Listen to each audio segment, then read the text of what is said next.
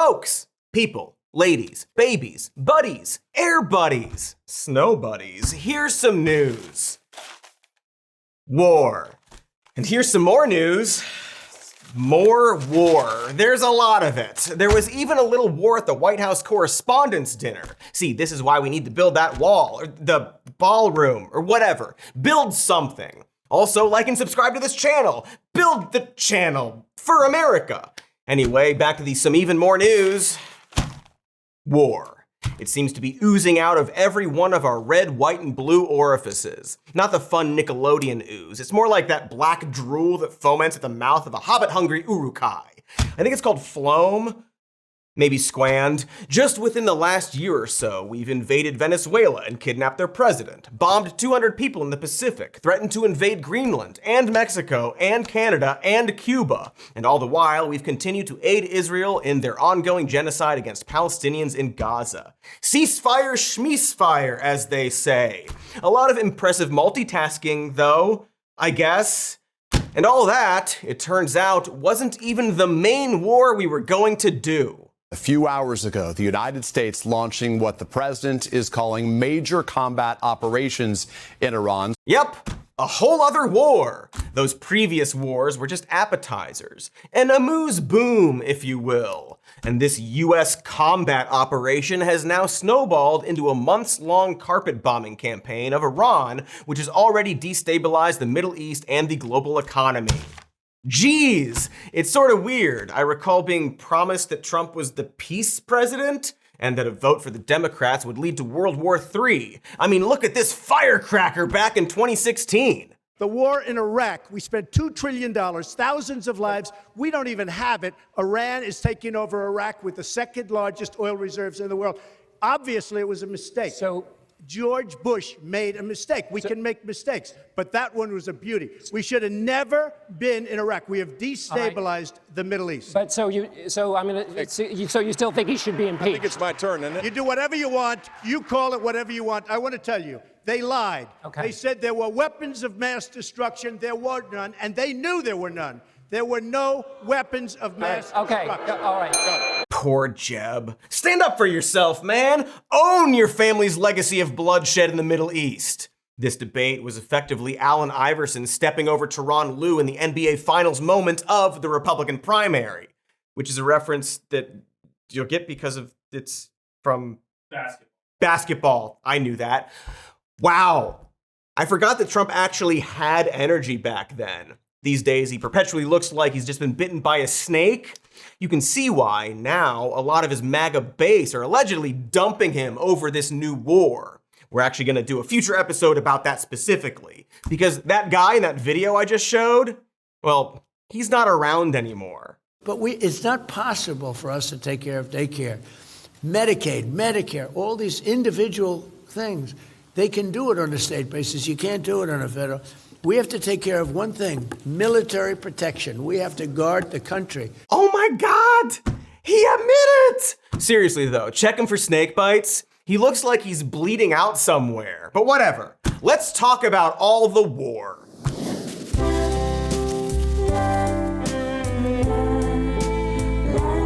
Donald Trump loves war and wants to marry it. I'm gonna come. It's true. Donald Trump loves war and wants to kiss it right on the lips and tips. But to be more specific, he really likes old, tired wars. He's an old, tired man after all. He can't even do a new war. He's like a movie executive who promised to shake up the industry before pitching a bunch of Peter Pan films. Like, hey, stop. Stop making those. We're good. And with Iran, it's not just that we've been there, done that, but more importantly, his actions to go to war are reverberating everywhere. The decision of one guy is screwing up life for everyone. There are, of course, some degrees of separation depending on where you live. Iran's closure of the Strait of Hormuz has choked off about a fifth of the world's oil and gas exports, along with other commodities like fertilizer. So folks in the US might be feeling a pinch at the pump. Taxi drivers in Sri Lanka are forced to ration petrol to 15 liters a week. Farmers in Thailand are cutting back on crops because they can't afford fertilizer. But if you're let's say, a young schoolgirl in Iran, well, there's actually 0 degrees of separation. One of the first strikes of the U.S.-Israeli attack on Iran hit a girls' school in Manab in southern Iran. The death toll is now at least 175, most of them primary school girls. Oil isn't the biggest problem, is my point. And this single bombing of a school on day 1 should have been the single reason a lot of people threw out their MAGA hats. It should have been the moment where lawmakers on both sides of the aisle stood up and said, actually, we don't want the United States to commit crimes against humanity. That didn't happen, because apparently we do. So it raises the question, is there some greater purpose for this war that is worth this level of death and destruction? I mean, is there ever? But perhaps there's a 4D chess move we're not detecting. Maybe we're too sick with Trump derangement syndrome, or TDS as the doctors say, to see that the orange man, who is bad, is pulling off some masterful gambit in geopolitics that positions America on a gilded path. Is Trump secretly living out Stupid Dune? Spoiler, no. Oh boy, no. Oh my gosh, no. Big N, big O. What Trump is doing here is simply an extension of decades of US foreign meddling in the Middle East. The Great Plan is just the same plan as before. Our long desire to maintain US supremacy and hegemony, along with, of course, controlling oil in the region. For historical context, in the first half of the 20th century, the United Kingdom had significant stakes in Iranian oil production through the Anglo-Iranian Oil Company. At first, it was a pretty one-sided deal that favored the British. But by the 1950s, Iran's political momentum swung towards nationalizing the country's oil supply. Iran's parliament voted in as Prime Minister Mohammad Mossadegh, a Swiss-educated lawyer who promised to follow through with nationalization. By this time, the British and US intelligence services were already in cahoots. Colonialists gotta stick together, you know? The US feared that if Iran could shake off Britain's grasp, then other countries would follow suit and threaten US oil interests abroad. In order to turn public sentiment against the democratically elected government, the CIA weaponized and took advantage of Iran's Islamist religious community and their leaders, the Ayatollahs. It was a mutual enemy kind of dilly. The Ayatollahs saw Mossadegh's growing power and secularism as a threat to conservative religious influence in Iran society. The CIA's coup d'etat hinged on sowing chaos, sparking civil unrest within the country. And then, having Iran's monarch, Shah Mohammad Reza Pahlavi, establish a royal decree to cement power. The CIA gave the Ayatollahs funding to stage attacks by communist agitators in order to stoke resentment and division among the public. Basically, a bunch of powers, including foreign governments, came together to destabilize a country in order to either plunder it or regress it into their conservative religious ideals. It's like if, hypothetically, Russia was funding right-wing media in America in order to push propaganda designed to divide and weaken us. Hypothetically. So after the Shah established order in the country, the Anglo-Iranian Oil Company resumed operation under British control. As the years went on, the Shah remained a loyal ally to the US, buying American weapons and adapting foreign policy to benefit our interests in the region. The Shah, like most Western puppets, cracked down on opposition groups in the country, including an Islamic cleric named Ayatollah Ruhollah Khomeini. Khomeini was exiled in 1964, only to come back 14 years later riding the wave of anti-Shah sentiment and revolution.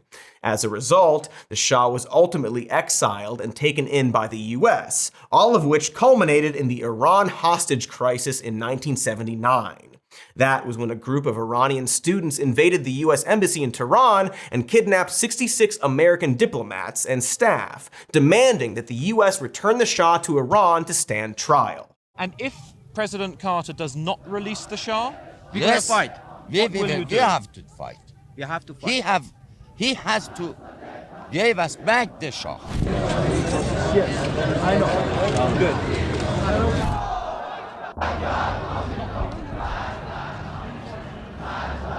Images like that were broadcast all over American television. It was one of the first times that many heard the slogan, "Death to America," and realized that people halfway around the world hated them.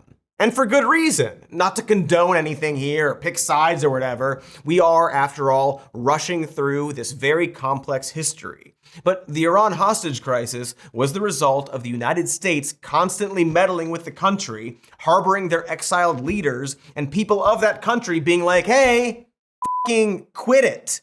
Tensions between the US and the now Islamic Republic of Iran have only, gotten worse. Iran has insulated itself within a network of proxy militias in the region while seemingly attempting to start a nuclear program for either power or bomb reasons, while the US has attacked those proxies and placed escalating sanctions and embargoes on Iran's economy. This is how we get to Obama and the nuclear deal his administration managed to sign with Iran in 2015. It was a big deal. It took 20 months to negotiate. They used the good pens to make it. In return for sanction relief, the deal heavily restricted Iran's access to enriched uranium over the next 10 years and required Iran to allow international inspectors into its nuclear facilities indefinitely. Basically, we stop messing with their money and they agree not to build a nuke. We get off their lawn a little and they put down the theoretical shotgun, you know? Was it perfect? Nope. Iran's leaders are certainly not good. The country has a long history of human rights abuses we should be concerned about. But there has to be an effort that exists between isolationism and fucking bombing a place and picking their leaders for them, right? Anyway, then what happened? Iran is going to be unbelievably powerful and unbelievably rich, and Israel's in big trouble. Israel is in big trouble. Obama has really let Israel down. There he is. It's like a wet dog at a dinner party, right? There to f it all up. Trump unsurprisingly withdrew from the deal in 2018. In response, Iran resumed its uranium enrichment program, which, to be clear, does not actually mean they were building a bomb, and to be more clear, our own intelligence said that they weren't even close to building a bomb. But this gave Trump more than an excuse to bomb Iran's nuclear facilities last year, and more recently, inform a bunch of children of their impending doom. They would have had a nuclear weapon within 2 weeks. Remember, we sent that beautiful B-2 bomber in, and we blew up their nuclear potential. It was obliterated, for those that are not aware, and to a point where it would take them weeks to dig down, and we wouldn't let them dig down. We have our eyes on it all the time. But it was a very important thing. So we would have had an Iran with a nuclear weapon, and maybe we wouldn't all be here right now. I can tell you the Middle East would have been gone, Israel would have been gone, and they would have trained their sights on Europe first and then us. That was at an event for youth sports and fitness. Youth sports and fitness. Look at them. Look at those kids. Just the worst field trip ever. But at least they still have field trips, unlike the school children that we did bomb. Anyway, shortly after those strikes, Trump said Iran's key nuclear enrichment facilities have been completely and totally obliterated. Great. I guess we didn't need that stupid nuclear deal in the first place. Just bomb them. Although it turns out that Trump has his own definition of what obliterated means, because Trump's own intelligence agencies found that the bombing only set Iran's nuclear program back by a few months, which all kind of brings us to where we are now. As reporting from the New York Times shows, Trump went to war with Iran based on a gut decision. And by gut, I mean Netanyahu got him to do it. The Israeli prime minister met with President Trump inside the White House Situation Room just days before the war broke out. Netanyahu pitched a plan that a coordinated Israeli-US attack on Iran now would lead to the fall of the current Ayatollah and harbor regime change, crush Iran's ballistic missile cache, and end once and for all their nuclear program. This was apparently something that Netanyahu had been pitching to past presidents for a while, none of whom were stupid enough to go along with it. Until now! And despite Trump's top intelligence and military officials clearly knowing that this was complete pie-in-the-sky bullshit, and trying to tell Trump this as much as you can tell him anything, he decided to go with it anyway. Donald Trump, President Rube, was talked into a war with Iran by a guy who has wanted to eradicate that country from the face of the earth for his entire career. Way to go, dummy. So we did all the bombs, killed those dastardly school children, and in the process also managed to kill Ayatollah Ali Khamenei, an 86-year-old man who had ruled over Iran for 36 years. Trump then released a video urging the people of Iran to rise up against their government. Finally, to the great, proud people of Iran, I say tonight that the hour of your freedom is at hand. Stay sheltered. Don't leave your home. It's very dangerous outside. Bombs will be dropping everywhere. When we are finished, take over your government. It will be yours to take. Ah, cool! Regime change! The thing they said this wasn't about, and that certainly worked out for us in the past. Except, aw shucks, it didn't pan out. For starters, no one in Iran is rising up against their government, in part because we keep blowing them up. We blew up a school. The first thing we did was blow up a school, and we're then like, you're welcome, folks. You take it from here. And while US forces killed Ayatollah Khamenei, he's just been replaced by his son. Although Iran doesn't have the massive military budget we do, they've been incredibly successful in bottlenecking the global economy by shutting down access to the Strait of Hormuz. Meanwhile, the war against Iran has given Israel the cover to invade and occupy parts of Lebanon again. Israel's fight against the Iranian proxy militia known as Hezbollah includes dropping 1,000-pound bombs on tightly packed residential neighborhoods, which have killed thousands of people and displaced over 1 million Lebanese residents. In other words, our military campaign against Iran has so far accomplished pure bloodshed, while most likely putting Iran in a stronger position to negotiate a favorable deal for themselves. What a stupid thing to do. After decades of war in the Middle East, Obama came in and actually tried to establish a deal with Iran, only to have the deal ripped up by a failed casino owner with zero experience, who then got tricked into doing the same war as before while somehow thinking it's gonna be better this time. It's like we were finally calming the bee's nest we shook, and someone came in like, hey, I got a better idea. Let's shake it up again. It's stupid stuff from a perpetually stupid man. But counterpoint from someone who once called Trump America's Hitler, his current vice president. I certainly empathize with Americans who are exhausted after 25 years of foreign entanglements in the Middle East. I understand the concern, but the difference is that back then we had dumb presidents, and now we have a president who actually knows how to accomplish America's national security objectives. So this is not going to be some long, drawn-out thing. We've got in, we've done the job of setting their nuclear program back. We're going to now work to permanently dismantle that nuclear program over the coming years, and that is what the president has set out to do. Not super compelling, JD. He pointed and stared directly at the sun while someone shouted, "Don't look at it." Seems like, actually, he's dumb and doing absolute dummy shit. Bad president. Boo! Go to your room. And now more people are dead and everyone is worse off, because obviously that's what would happen. Nobody wanted this, or rather, almost nobody.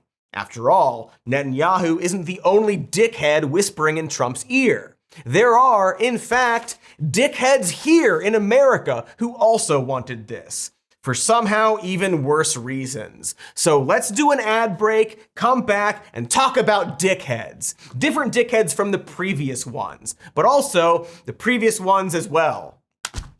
Ads. Dickheads. Ads. When you are looking for a doctor, it's okay to have a lot of criteria. Sure, you want someone in-network, nearby, with open time slots, but they should also be a good listener, remember your kids' names, play the ukulele, and basically be unbeatable in Connect 4. All requirements.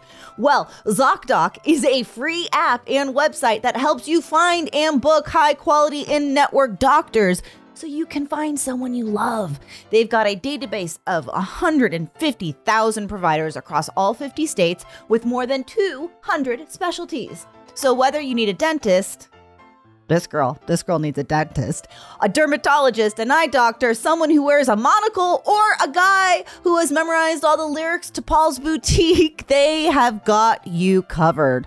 Plus, when you've found someone that you like, you can click and book your appointment instantly. No more calling a doctor's office and saying you'd like an appointment, and the person responds as if they've never received that question before.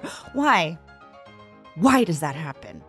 Anyway, appointments made through ZocDoc happen fast, typically within just 24 to 72 hours of booking, and often with a doctor who is obsessed with the wire, or who keeps budgies, or who's allergic to banana bread, but not bananas. So stop putting off those doctor appointments and go to ZocDoc.com/more news to find and instantly book a doctor you love today. That is ZocDoc.com/more news. ZocDoc.com/more news. Thank you to ZocDoc for sponsoring this message. Now excuse me while I go book a dentist appointment. Ads. Those were ads. This is not ads. Welcome to some more horrors with your host, me. We were speaking of the horrors of this current and very unnecessary war, which our impressionable president got tricked into waging, which is now making everything worse. Everything sucks. Thanks, Mr. President. Weird, anyone voted for you. No one is happy, or rather, almost no one. We hinted that it wasn't just Netanyahu who wanted this war. Indeed, there are a lot of freaks who pushed for this. A lot of dickheads on both sides, in fact. Because much like how there are a lot of religious fundamentalists over in Iran, there are just as many here in the States. You know, fringe weirdos who see this as some kind of holy war, a God-ordained crusade. Fringe weirdos, otherwise known as our Secretary of Defense. Shot down on a Friday, Good Friday, hidden in a cave, a crevice, all of Saturday, and rescued on Sunday. Flown out of Iran as the sun was rising on Easter Sunday. A pilot reborn, all home and accounted for, a nation rejoicing. God is good. Fucking. Huh? That's him describing the US airman who was allegedly shot down and allegedly rescued recently. And there's like a 50-50 chance that Hegseth is pitching us a Pilot Jesus Top Gun spin-off, which, let's be honest, I would watch. So this is unsettling, right? Whatever your religious beliefs are, we certainly don't want our military officials comparing soldiers to Jesus. If only because that's deeply unhinged and a lot of pressure on the soldiers too. And yet, this isn't the first time that Hegseth has associated scripture with America's military, because old Slick Pete belongs to an extreme and secretive sect of the evangelical church called the Communion of Reformed Evangelical Churches. According to Julie Ingersoll, a professor of religious studies at the University of North Florida, Hegseth's church doesn't, quote, believe in social equality among people. They think that God created the world and that some people are destined to have authority and to rule over other people, and other people are destined to be followers. Legitimate authority comes directly from God. Just one of many instances of religious fundamentalists finding weird little sects to justify being a bad person while still maintaining a sense of superiority. Turns out, the Bible says that I can spit on homeless people after all. Ha! How convenient for me and the life I've lived. Anyway, Hegseth is obsessed with the Crusades. You know, when Christians waged a war against Muslims over the control of Holy Lands 1,000 years ago, give or take. In his book, American Crusade, Hegseth wrote that the survival of the country rested on the destruction of Islamist and leftist ideology, which I guess to him are similar? Quote, we don't want to fight, but like our fellow Christians 1,000 years ago, we must. Kinda sounds like you do want to fight, Pete. The leader of Hegseth's church, Doug Wilson, has openly told reporters that his ideal society would be theocratic, and that Christianity would be a part of every facet of American society. I'm not saying that Hegseth is taking orders from Wilson, but Hegseth has clearly demonstrated that he is more than happy to direct the military to kill and bomb his perceived religious enemies as much as possible, and has gone as far as comparing the critics of the Iran war to the persecutors of Jesus, we must assume, Christ. Hegseth has hosted monthly prayer meetings at the Pentagon, where he has called for violence against the country's enemies in Jesus' name. According to New York Times reporting, Pete Hegseth was the biggest supporter among Trump's cabinet for the US going to war with Iran. Because of course he is. Dude wants a holy war. He can't wait to wipe out a country. He gleefully tweets about bombing people back to the Stone Age and brags about shirking legality in favor of lethality, aka war crime stuff.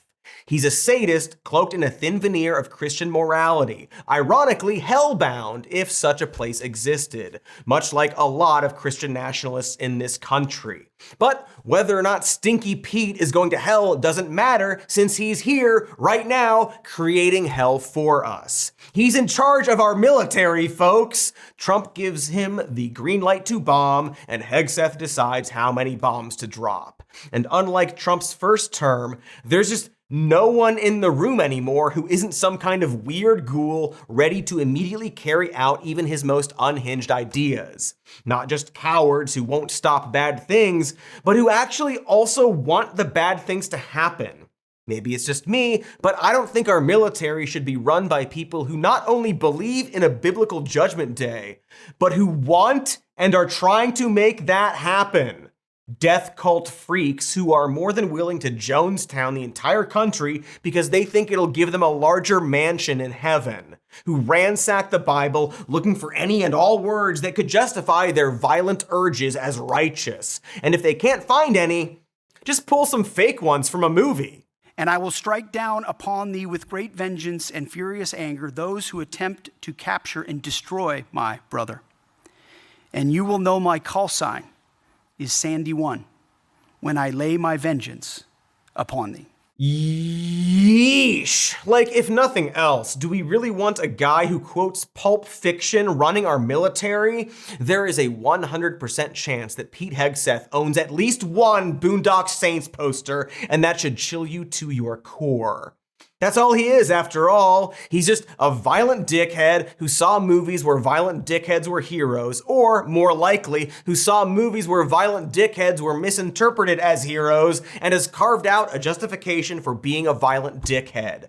The kind of guy who will punch someone while playing laser tag, who buys a bottle of liquor because it's shaped like a skull. In a sane world, Pete would be doing YouTube reviews of pocket knives, not running the goddamn military. Meanwhile, there's Trump, a man who has been comfortable and privileged his entire life, thinks everything is like a business deal, is constantly being manipulated, and just kind of assumed this would all work out. The president told a reporter over the phone that Iran had agreed to all of his terms for lasting peace, and then just 2 days later told Fox News that if Iran didn't accept the terms, then the whole country is getting blown up. Let me just reiterate that he is truthing war crimes. Like, he's doing this every day because he's not getting what he wants, and no one will hold him accountable. My guess is that Trump was told that coercing Iran into some sort of regime change and landing a favorable nuclear deal would be just as easy as kidnapping Venezuela's president. I'm guessing that the people who told him that knew it wasn't true, but didn't care because they wanted this war. But because Trump is stupid and also likes war, he believed it. Can't stress it enough. Trump has no idea what he's doing and doesn't have any serious people around him, and is now just being pointed in various directions by ghouls who all have ulterior motives. After all, the Middle East isn't the only place where Trump is starting shit. President Trump declaring a national emergency over threats by Cuba. The president issued an executive order tonight saying the policies and actions of the Cuban regime directly threaten the safety and national security of the United States. The executive order also threatens to impose tariffs on any country that sells or provides oil to the island nation. Following the capture this month of Nicolás Maduro, the Trump administration has cut off Venezuela's oil flow into Cuba, crippling the island even more. Wow, cool, great, Cuba. Why not? According to the Trump administration, Cuba has made themselves a hub for transnational terrorist groups, making them an imminent threat to the national security of the United States. Wow, a rogue nation harboring dangerous terrorists like Hezbollah and Hamas just 90 miles off the coast of the US mainland sure sounds dangerous, except Trump has provided no proof that Hezbollah fighters are sipping Cuba Libres in Havana, but that's become par for the course of this administration. If you haven't noticed already, it's kind of Trump's go-to tagline when he wants to invade a Latin American country. And Cuba is, of course, the country to get. Like, just take a moment to think that an island nation so close to the US has somehow remained almost completely independent from the most powerful imperial nation in the world. That's kind of a miracle. It's like a mouse fell into a snake pit and just started living there, and everyone's sort of watching and waiting for the inevitable. Because, mind you, that independence came at a price. And so, once again, Trump going after Cuba is yet another tired and old conflict. Trump, the peace president, is playing all the classic hits, like really classic. Because our beef with Cuba started over 100 years ago, around the turn of the 20th century. At the time, it was a Spanish colony and formerly a major hub for the transatlantic slave trade. The Spanish colonial power in and around Cuba was already shrinking, while the United States was looking to expand its influence and power in the region. The US press would often report on the horrible atrocities committed by the Spanish colonial government against Cubans, and how they were threatening US business interests in boom crops like sugar and coffee. It wasn't long before public opinion turned to support some sort of military intervention. Cuban revolutionaries had already been fighting the Spanish for decades before the US sent a battleship in 1898.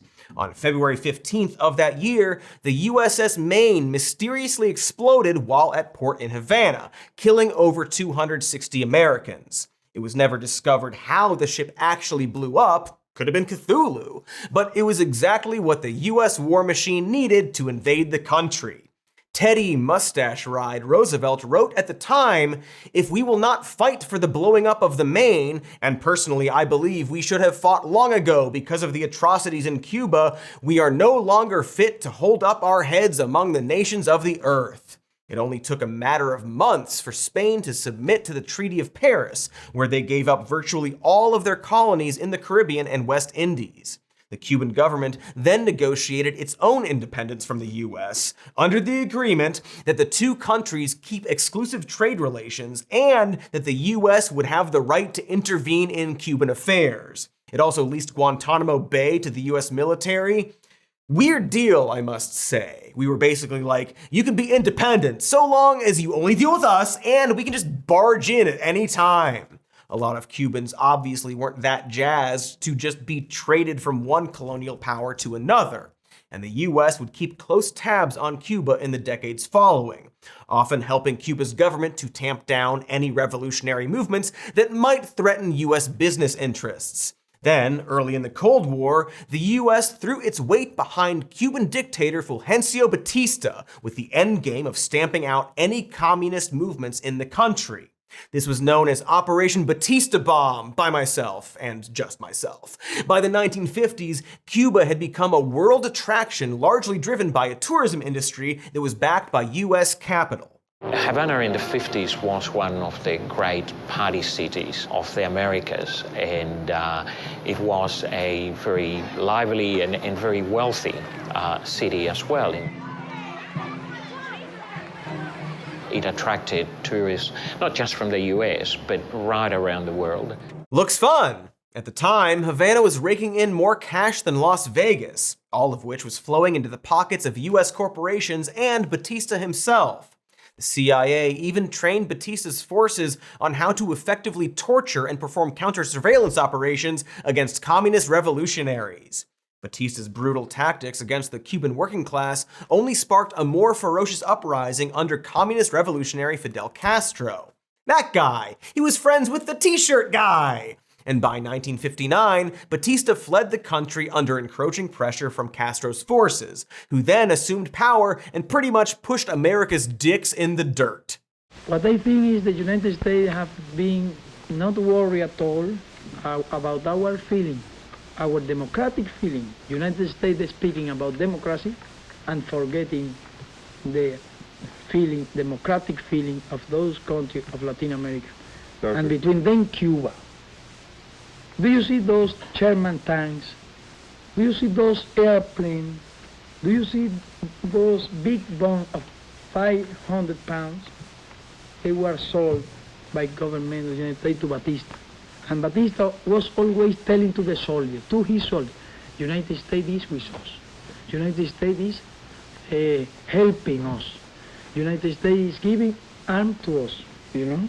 He's not wrong there, talking about how the United States was arming Batista, giving him planes, and one imagines bombs. This was known as Operation Batista's Bombs. I can do the same joke twice. Who says I can't? You? Huh? It's not against the law, is my point. So, yeah, the United States wasn't too pleased with this Castro fellow. He was a young, charming, and charismatic communist leader directly calling out the US government for its hypocrisy on primetime television.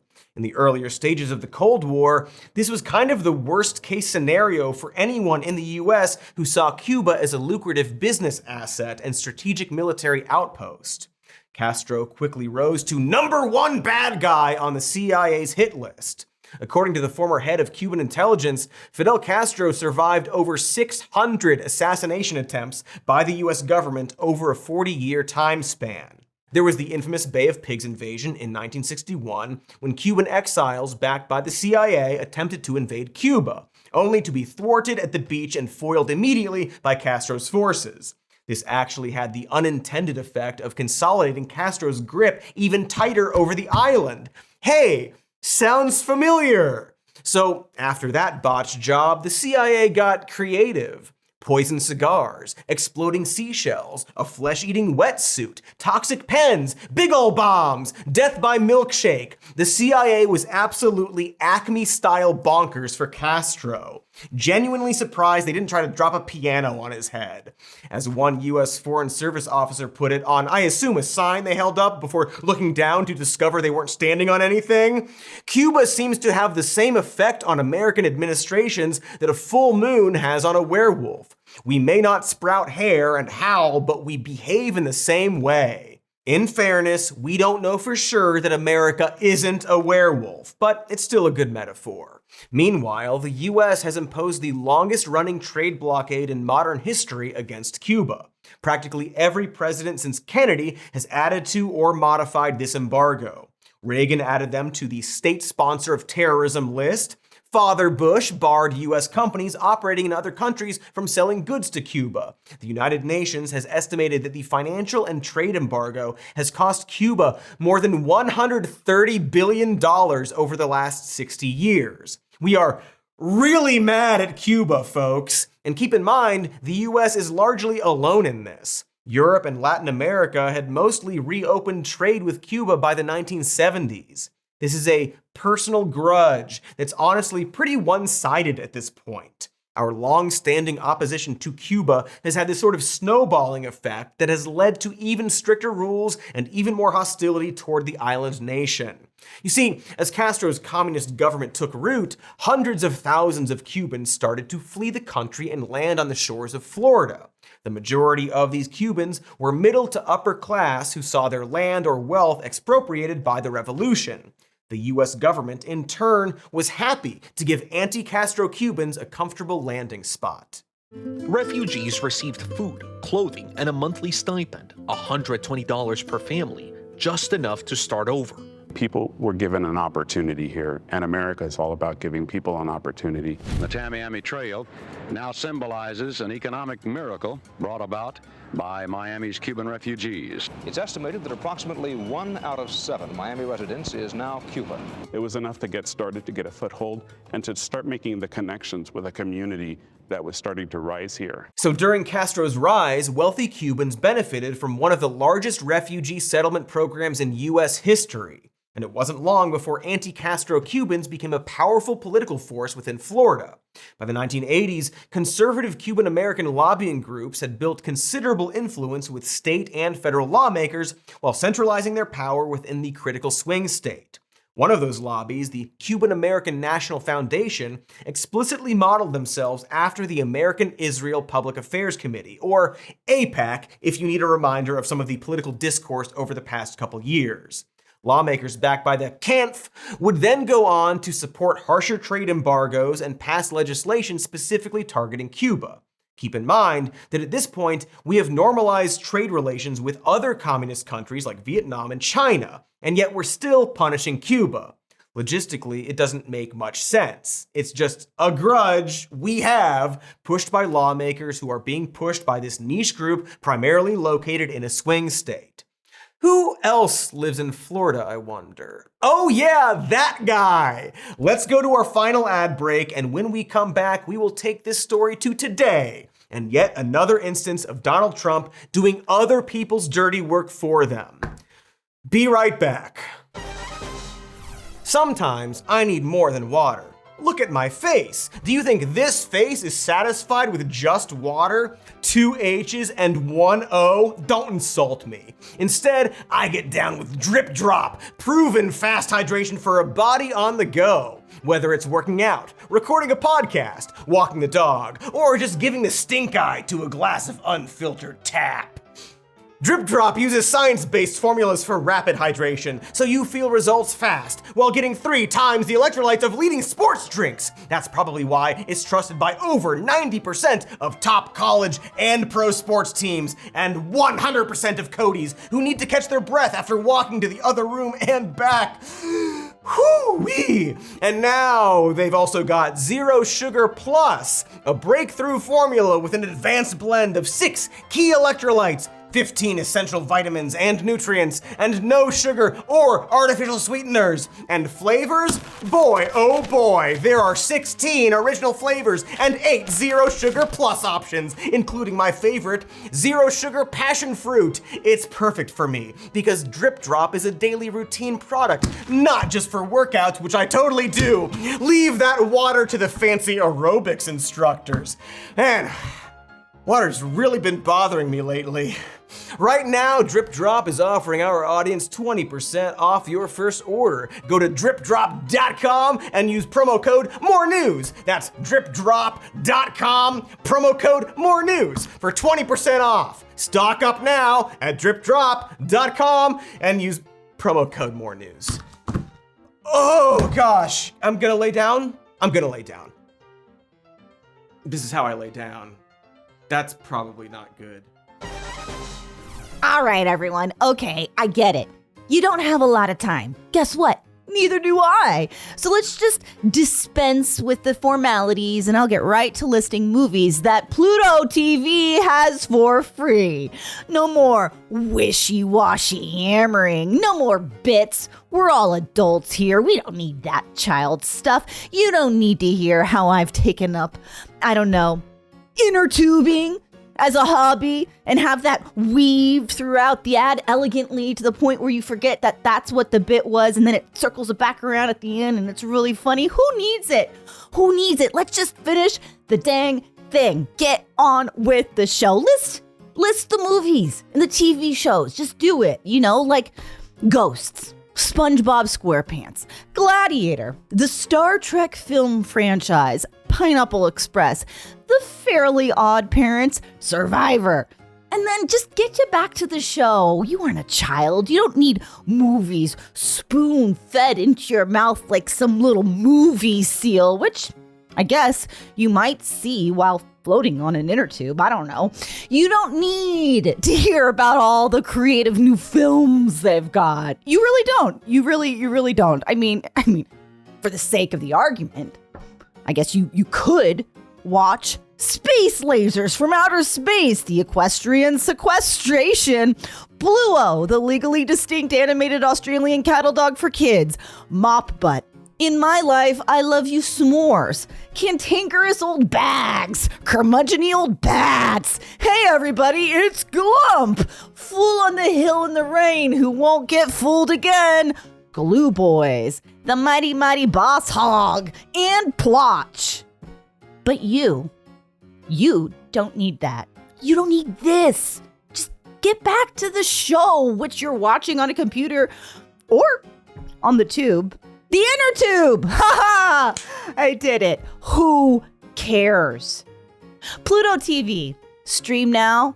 Pay never! We're back! No time for chit-chat. Don't you dare chit with me or chat at me. So before this alleged break, we were discussing the history of America holding on to this weird grudge against Cuba on account of the country daring to want, like, independence from us. And while that was justified back when we were fighting the commie menace by the 2000s, this squabble didn't really make sense anymore. And A1 Barack Hussein Obama realized this. And so, in an effort to normalize relations, Obama became the first president since Calvin Coolidge to visit Cuba. The idea behind normalizing relations was that the majority of more recent migrants from Cuba were not political exiles, but rather economic ones. The Obama administration understood that the long-standing US sanctions crippling Cuba's economy were just incentivizing young Cubans to embark on the dangerous migration path to the US in search of better opportunities, and that Cuba's future depended on retaining their younger population. In response, Obama eased travel restrictions, dropping their designation as a state sponsor of terrorism, and urged Congress to lift the embargo. In return, Cuba agreed to begin opening up parts of its economy to the private sector. From 2015 to 2017, the island saw hundreds of thousands of visitors come into the country, which spurred a struggling tourism industry. I wonder what will happen next. Perhaps a certain wet dog will show up. Because, of course, Obama's favorable gestures toward Cuba would piss off the likes of Cuban-American lawmakers like known dildos Ted Cruz and Marco Rubio. Both Cruz and Rubio are the sons of Cuban immigrants raised with stories around the horrors of Castro. I mean, can you blame them? Ted Cruz's father was tortured by communists. Tortured! Look, my father was imprisoned and tortured in Cuba. I hate communists. It was actually Batista that tortured my dad. Oh, oops, correction. In real time, Ted Cruz hates communists because his dad was tortured by the US-backed dictator Batista, the guy Castro pushed out. So he hates Castro because his dad was tortured by the guy Castro also didn't like? Did we get that right, Ted? Seems weird. Similarly, Rubio has built his entire political career as an antagonist to the Cuban government.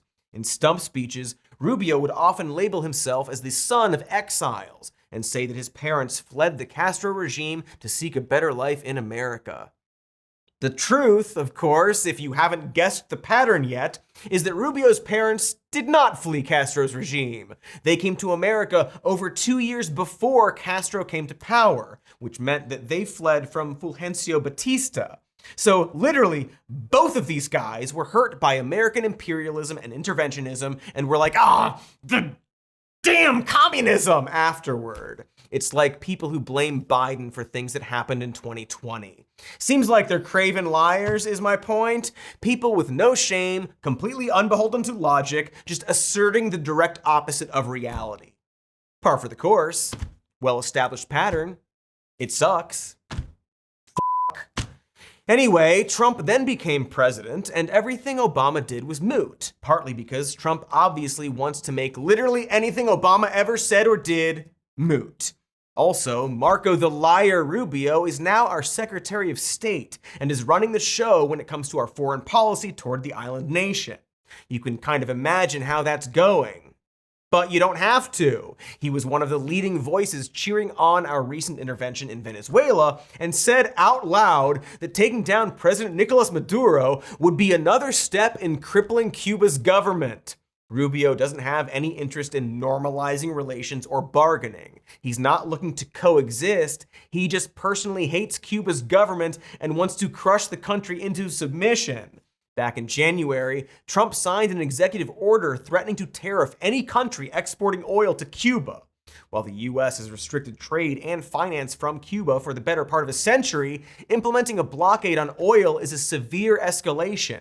Like, an extremely cruel and unnecessary thing to do. Life on the island is sort of grinding to a halt because when you cut off oil, you cut off the economic life of the country.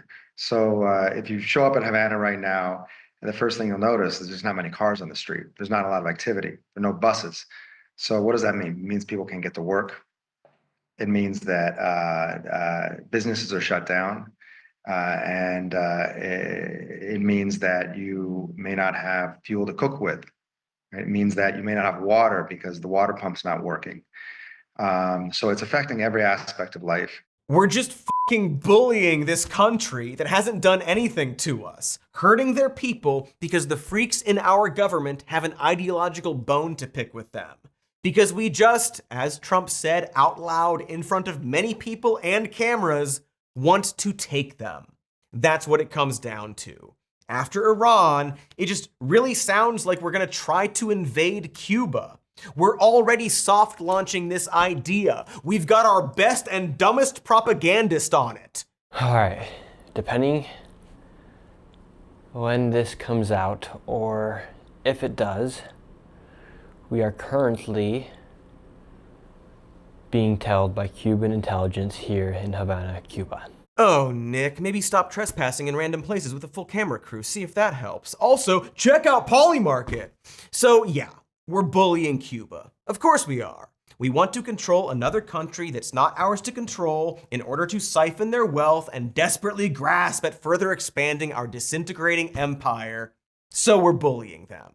The Trump administration has recently allowed a Russian oil tanker to deliver a shipment of fuel to Cuba. Not in a sign of good faith, of course. I think it's safe to say that good faith is out the window. Trump is giving them a little oil now because that's how to truly bleed out a country. It's not so much diplomacy as it is gangsterism. You don't just rob a guy once, you extort him over the long run for more money. That's why Katy makes me pay rent for this suit.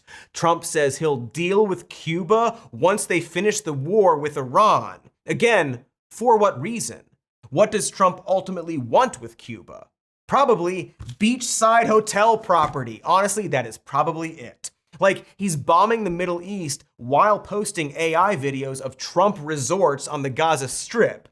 It's not a secret, it's what he gets out of this. The President of the United States is starting wars with other countries for the purpose of making money for himself and his family, long after he's the president. That is, after all, the purpose of his Board of Peace.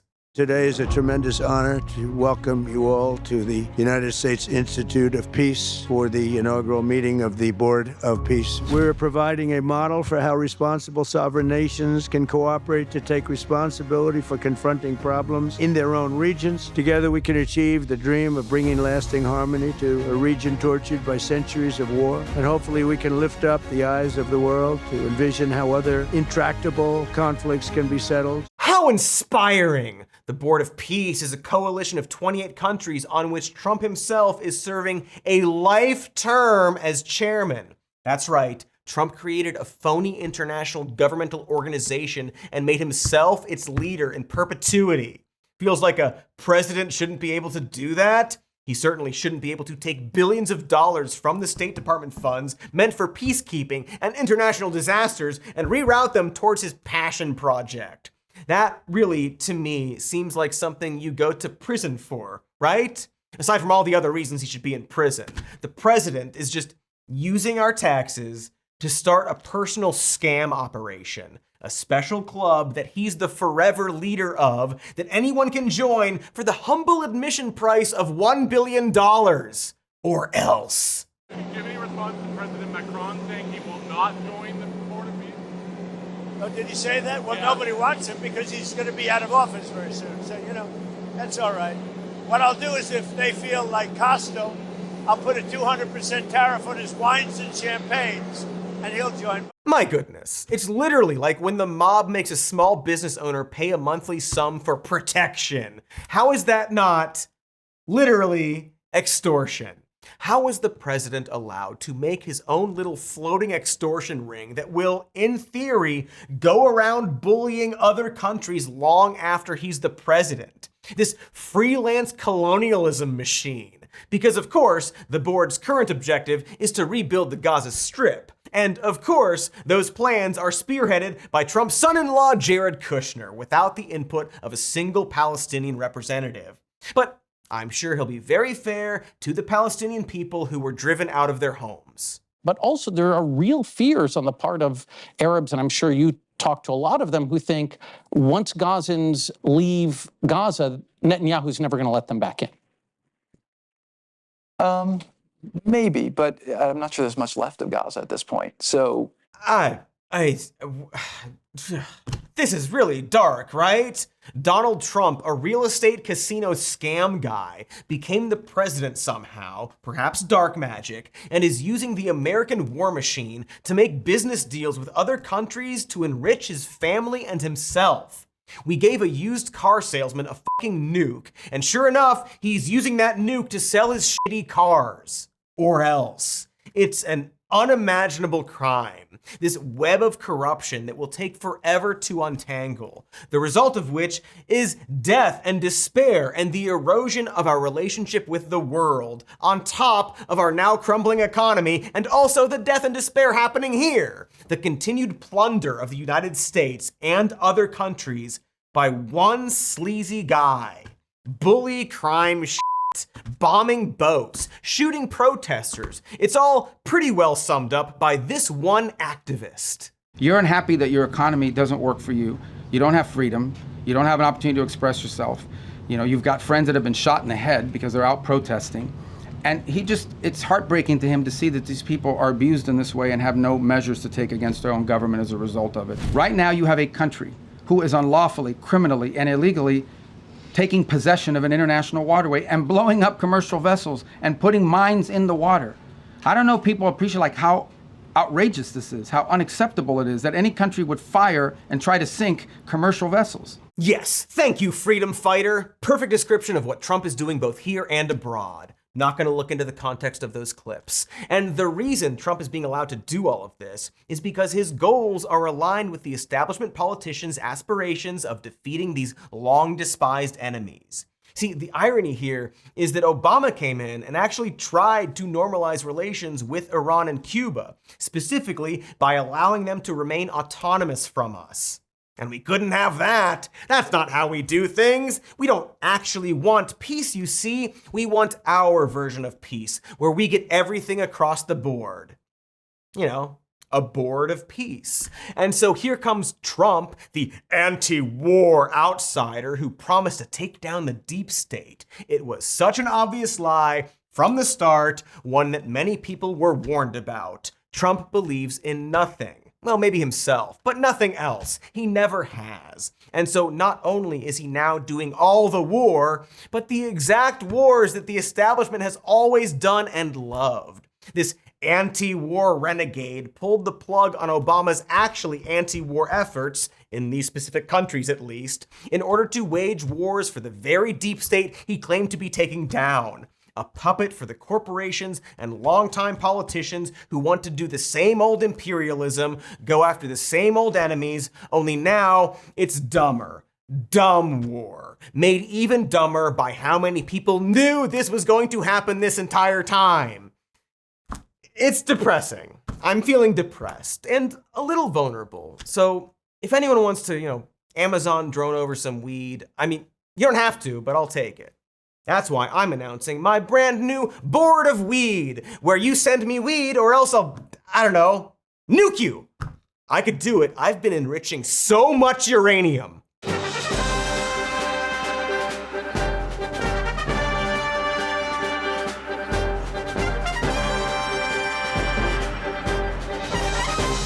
Sorry, Uranius. Been enriching buttholes. So, get ready for those buttholes.